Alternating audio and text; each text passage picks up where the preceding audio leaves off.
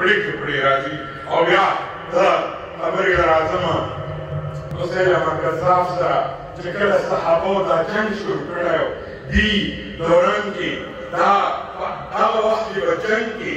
چې کله به جنډو وغورځېده نو مسلمانانو د جنګ فتح او شکست تصور به په هغه جنډه باندې کېده هغه جنډه د اسلام هغه اولنۍ جنډه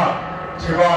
هغه او ټولو نه اول حضرت سید بن خطاب رضی الله تعالی عنہ د لشکر اسلام جنډو چته کړې وه زید بن خطاب شهادت وشو بیا حضرت سالم رضی الله تعالی عنہ هغه د اسلام جنډو چته کړه هغه زخمي شو هغه وغورځېده هغه نه جنډو وغورځېده بیا حضرت حبیب چته کړه دا جنډه چې کله وچتېده صحابو کې تقسیمېده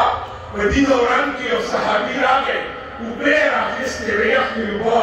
او په هغه زخمیانو باندې ګرځولې په یو یو باندې راته دا حضرت سالم چې چا دویم نمبر باندې جنډو چته کړې وه چې کله ده ته راورسېده ده ته یې کله اوبه ورکولې ده سترګې راوغړولې